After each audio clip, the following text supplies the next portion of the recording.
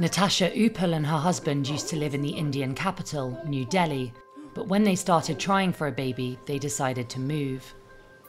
We do not want to have a child and raise a child in Delhi, and if we were to stay in Delhi, and if we were to continue to stay in Delhi, then we would possibly not have children at all. And I thought that the evidence and the research was compelling enough for me to make that decision. In 2022, the family relocated to Bengaluru in southern India, part of a growing trend of people leaving the capital because of its health risks. Our life in Bangalore means that he is in and out of the house as many times as he likes, and we also are able to spend pretty much every weekend if we want, being somewhere outdoors, being in a park. There's some wonderful parks and lakes around here that we can be at. New Delhi is home to 30 million people and is one of the most polluted cities on earth. A study linked 3.8 million deaths in India to air pollution over a decade. The UN warns that children are especially at risk. Vidushi Malhotra saw it up close. Her son kept getting sick. They left Delhi and moved to Goa for cleaner air.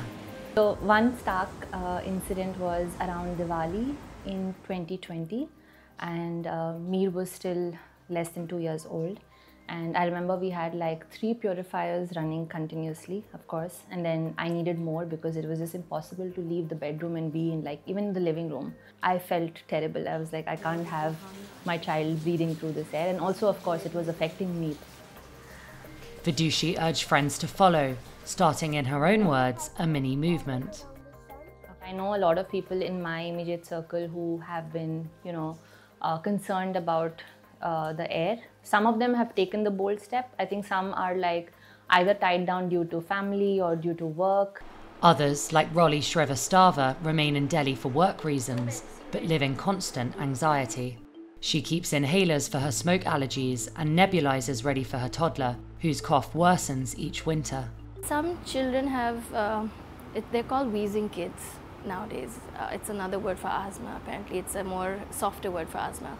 So he's just told us that you should have nebulizers ready. You should have a sixth sense as a parent now to know that when your kid is starting to cough in the night, don't even call me, just start nebulizing the child. So stocking up on medicines and nebulizers right here. We actually used it till 5 days ago, I think. Each winter, smog descends on Delhi, caused by crop fires, factory emissions and traffic. The air contains cancer-causing particles small enough to enter the bloodstream. Despite not moving out of the capital, Rolly and her family still try to get away as much as possible in the winter. It's not like we can escape the entire period, but for example, some days in December when there are holidays, we will go down south. My in-laws stay in Chennai, and we've always experienced as soon as we land, there's a drastic improvement in his health. His nose stops running, his cough goes away. He's just generally more energetic. So we are planning on leaving Delhi for as long as we can. At its worst, pollution levels reach 60 times the World Health Organization limit in the Indian capital. Authorities have instigated measures such as partial vehicle bans and water trucks spraying mist to clear the air, but so far, little has worked.